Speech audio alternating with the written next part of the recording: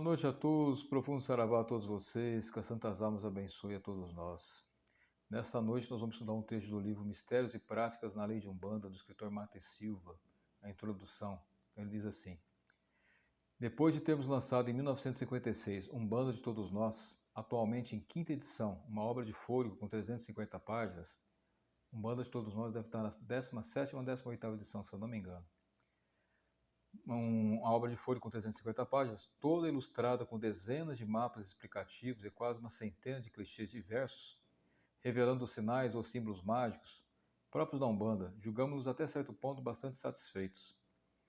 No entanto, sendo essa obra um tratado mais de caráter oculto sobre a corrente astral de Umbanda, aconteceu que, se contentou a gregos, não satisfez a grande número de troianos. Isto é, encheu de satisfação a milhares de adeptos e foi mesmo um bálsamo consolador para muitos irmãos umbandistas de cultura, que até aquela época, além de sua crença, fé ou convicção, não tinham algo de positivo, de sólido na literatura umbandista, em que se escudar para opor aos críticos, detratores, dessa mesma Umbanda. Tanto é que pensadores umbandistas honestos, despidos dessas tolas vaidades, dessas vãs pretensões, tão próprios aos que têm o despeito como arma para tudo, pensadores umbandistas, dizíamos com gabarito moral e intelectual a par com firme autoridade dos que tarimbam nesse meio há 15, 20, 30 anos, consideraram essa obra, a Umbanda de Todos Nós, como a Bíblia da Umbanda. Temos dezenas e dezenas de cartas que atestam este conceito. Todavia, existem os outros, os troianos, esses que não conseguiram alcançar pelo entendimento viciado, pela cultura acanhada e muito mais por tudo aquilo aqui, ali contraria os seus mesquinhos interesses, esses sim ficaram agoniados, passando até a sabotá-la, proibindo a sua leitura aos médios de seus templos luxuosos, além de combatê-la a socapa. E foi mesmo, a Banda de Todos Nós foi bem combatida na época. Foi bom, porque de um modo ou de outro, chamaram mais atenção sobre o livro do que a maior propaganda que pudéssemos ter feito. Verdade. Foi proibindo o Banda de Todos Nós em muitos terreiros, eu passei por um, que proibiam a leitura, que se tornou um mistério, Todo médico queria ler. Assim é que a meta que visávamos ao escrever um Banda de Todos Nós, a lei revelada, foi atingida, Muita gente leu mesmo. Mas se ficamos satisfeitos, não paramos aí.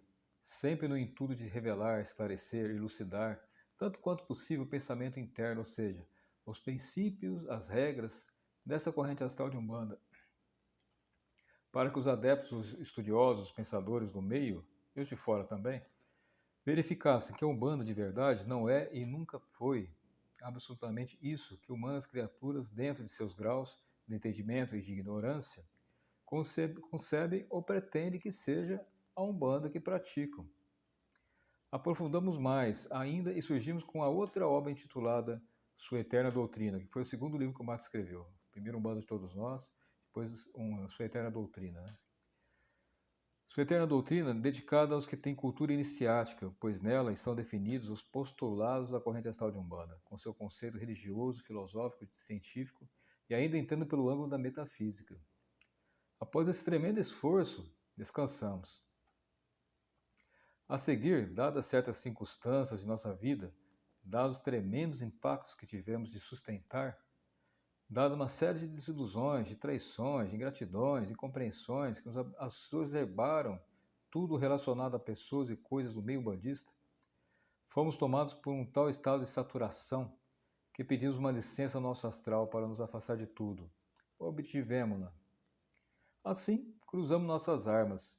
E por que não confessar? No íntimo, já tínhamos resolvido o afastamento definitivo de tudo que fosse atividade exterior, pública, sobre Umbanda, até mesmo já estávamos convencidos de que nossa pequenina, mas duríssima missão dentro do meio já estava encerrada.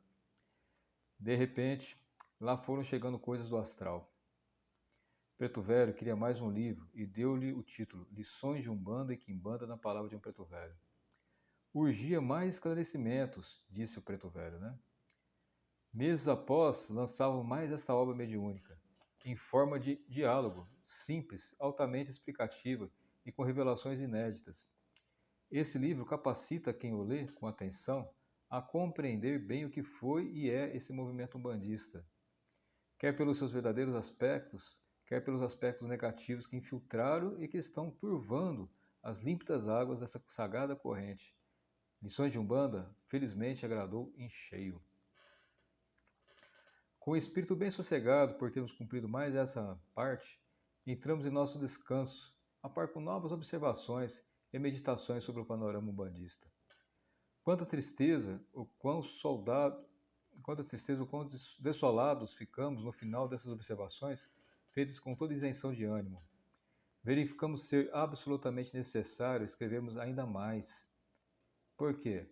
Porque depois dessa pesquisa secreta, por tendas e cabanas e terreiros, constatamos que ainda impera muita confusão, ignorância, mistificação, exploração, e que mais nos deu foi ver a santa ingenuidade da massa humana que se precipita para os tais terreiros que têm fachada de umbanda, e lá dentro a boca voraz do lobo, a par com o envolvimento satânico das hienas do astral, se encontram, né?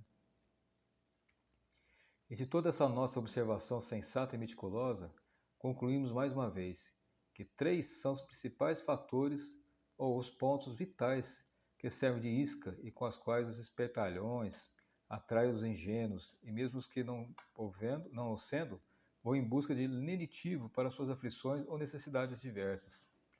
Isso por aspecto da exploração. Mas existe o daqueles que têm a ignorância do simples de espírito, né? São analfabetos ou quase, portanto, nada estudaram, apenas viram de terreiro a terreiro as práticas de Umbanda e certo dia, por isso ou por aquilo, resolveram abrir seu terreirinho também. Santo Deus, é preciso que a criatura tenha percorrido mais de 600 terreiros, como nós fizemos há mais de 25 anos, e por diversos estados ou cidades, para construir lentamente um escudo de paciência, tolerância e, sobretudo, de compreensão relativa a seus estados de consciência. Porém, tolerar a ignorância não é absolutamente compartilhar dela. O fato é que, na maioria dos terreiros, constatamos que a mola mestra que atrai, envolve, confunde e causa danos tremendos é o que uns e outros vêm interpretando e praticando como mediunidade, magia e oferenda. Mediunidade, magia e oferenda que eles vêm dizendo ser de Umbanda, dos caboclos e dos pretos velhos. Isso no plano de cima, dito como Umbanda, e se olharmos para baixo, o que chamamos de Quimbanda, misericórdia. A nossa pena não pode descrever as cenas que talvez nem Dante o fizesse. Assim é que nos propomos a elucidar, tanto quanto nos seja possível e ordenado, o máximo de questões relacionadas com os três citados aspectos e outros mais correlatos. Queremos cumprir integralmente a nossa parte, contribuir com o nosso copo d'água, para apagar essa imensa fogueira de ignorância que infelizmente campeia por essas centenas e centenas de tendas de terreiros, que estão se multiplicando desordenadamente por esse nosso Brasil afora, realmente predestinado, chamado de pátria do Evangelho, coração espiritual do mundo. Porém, ressalvamos desde já que tudo isso que estamos afirmando não é nem pode ser geral. Existem também dezenas de casas umbandistas dignas, sobre todos os aspectos, e dirigidas por irmãos autorizados, capazes, estudiosos, tendo bons médios, mas é claro, estão bem em minoria. Assim é que, mais uma vez, nessa obra, vamos dizer algumas coisas, das coisas que podem ser e não podem ser da verdadeira corrente astral de Umbanda. Por isso estamos escudados no sagrado direito da verdade e de uma missão e temos positivamente o beneplácito de cima para dizer o que ninguém ousou a dizer até agora. Nós somos realmente um porta-voz da corrente astral de Umbanda e não estamos afirmando isso por mera vaidade. O que nos conhece bem sabe que abominamos a vaidade e o fanatismo. Realmente, o Mata era muito simples e humilde, não tinha nada de vaidade não. E era o porta-voz mesmo do astral. Podemos tombar como tombaram outros que ousaram afrontar os tabus da mentira, da mistificação e da exploração religiosa, perfeitamente comercializada através dos 1000 fetiches que espertalhões empurram na santa ingenuidade da massa. Podemos tombar, dizíamos, porque nem Cristo Jesus escapou a essa regra. Todavia, se cairmos, será de em pé. Temos bambeado por vezes pelo impacto, pelo entrechoque de tremendas lutas astrais e humanas. Mas e aqueles que nos atacaram por baixo e por cima, e mesmo de uma maneira qualquer? Já receberam todos o inflexível retorno da lei. Temos certeza do que dizemos. Tendo então verificado, como já foi dito, que esses 3 pontos vitais, mediunidade, magia e oferenda, são aspectos mais confundidos e explorados, são a isca, né, pela qual os espertalhões, os ventilhões, os vaidosos atraem a massa ignorante, né? Essa que é a maioria composta por verdadeiramente simples de coração, dos ingênuos, né, pela fé cega. Concluímos pela imperiosa necessidade de lançar mais esclarecimentos dentro do meio bandista, visando os dirigentes, os médios-chefes, ou mesmo os médios simples, enfim, para que todos aqueles que exerçam comando qualquer numa tenda de umbanda, né? Mesmo porque temos recebido centenas de pedidos de irmãos umbandistas, no sentido que lancemos mais esclarecimentos, mais revelações no caminho dos seguidores da Sagrada Umbanda, né? Dedicamos, portanto, a esses irmãos mistérios e práticas na lei de Umbanda. Podemos então agora fazer a seguinte classificação em 7 graus, sendo o inicial o primeiro e o sétimo o mais elevado. Aí ele faz uma escala do primeiro ao sétimo grau, os livros que são adequados para cada grau. Então ele diz assim, para iniciantes de primeiro grau, esse aqui, Mistérios e Práticas da Lei de Umbanda. O segundo grau, Lições de Umbanda e Quimbanda na Palavra de um Preto Velho. Para os iniciados de terceiro grau, Segredos da Magia de Umbanda e Quimbanda. Para iniciados de quarto grau, Umbanda e o Poder da Mediunidade. Para iniciados de quinto grau, Umbanda de Todos Nós, a Lei Revelada. Para iniciados de quinto e sexto grau, tá? Umbanda de Todos Nós, a Lei Revelada. Para iniciados de sétimo grau, Sua Eterna Doutrina e Doutrina Secreta de Umbanda, que são mais, né, herméticos, né? Tem os postulados, os dogmas, é mais complicadinho mesmo. Bem, ainda temos a dizer algo de muito importante. Tenham paciência, nós somos um veículo, um porta-voz. Sabemos a todos, os médios de fato também o sabem, representem eles ou não o pensamento de qualquer corrente espíritica, espiritualista, religiosa, esotérica, mágica, que se processa nos céus vibrados pelo Cruzeiro do Sul, neste Brasil, coração do mundo, realmente pátria do Evangelho, um tremendo movimento de forças espirituais.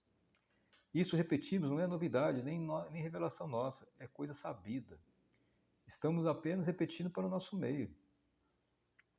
Esse tremendo movimento de hierarquias, através de seus mentores, guias e mensageiros, prepara condições adequadas no astral inferior do nosso planeta, limpando, escoimando, expurgando os elementos nocivos, ou melhor, os espíritos especializados dos egoístas, dos avarentos, dos viciados, que estão infeccionando as condições astrais e humanas nesse fim de ciclo. Por que isso se está processando esse fim de ciclo? Porque realmente o Cristo planetário vai descer, vai reencarnar-se, e dessa vez no Brasil, nessas terras que estão sob a vibração do Cruzeiro do Sul. E quem está preparando toda essa limpeza, todo esse expurgo diretamente em uma possante ação de ampla envergadura, que envolve todos os seres desencarnados e encarnados, é a corrente astral de Umbanda. Podemos adiantar mais o seguinte: todos os céus que vibram sob o Cruzeiro do Sul estão cruzados, inteiramente guardados pelos 4 pontos cardeais, por legiões de espíritos de caboclos e pretos velhos. Tudo que se pode entender como baixo astral já está cercado pela polícia de choque da corrente astral de Umbanda. Nenhum movimento espiritual religioso, espirítico, mediúnico, sério, está se processando atualmente por esses Brasis afora sem a escora da corrente astral de Umbanda. Seja qual for a corrente benfeitura que esteja formada, por trás dela estão os espíritos da corrente astral de Umbanda, guardando-a, fiscalizando-a. Poderosas falanges de pretos velhos, caboclos, somente aguardam a ordem de imediata execução. Porque em relação direta com o Brasil, a corrente astral de Umbanda, uma das mais fortes e integrantes do governo oculto do planeta, também recebeu a incumbência de agir no sentido de preparar as ditas condições para a descida do Cristo planetário. Já afirmavam há muitos anos os nossos pretos velhos, do escurecer desse fim de tempo, desse ciclo, né, ao clarear do outro, Pai Oxalá vem à Terra. Os pretos velhos diziam isso. É necessário sabermos que isto tem que acontecer. Estamos às vésperas de tremendas agitações e reformas sociais, religiosas. Estamos às vésperas da fome, de epidemias e de uma convulsão vermelha. Isto é, o sangue regará a terra, a ambição escurecerá ainda mais as consciências, o egoísmo do homem cavará seu próprio túmulo. Tal é o estado de endurecimento das consciências que jamais se viu o rico tripudiar tanto, esculachar tanto o estômago do pobre como agora. Jamais se viu tanta riqueza e tanta miséria. Um paradoxo. Mas, ó, meus irmãos, ricos e poderosos, endurecidos pelo poder do dinheiro, não fiquem surpresos quando receberem a visita de executores do astral para uma queima kármica através de inesperadas e terríveis moléstias, incuráveis e desastres de toda sorte. Porque o julgamento, a seleção, o chamado dia do juízo final, não é coisa para o futuro, não. Já é fato consumado, já foi feito esse julgamento, essa seleção. A par com tudo isso, esse pobre povo geme na cegueira de sua ignorância e não consegue ver o caminho da libertação. Tem que vir o desespero.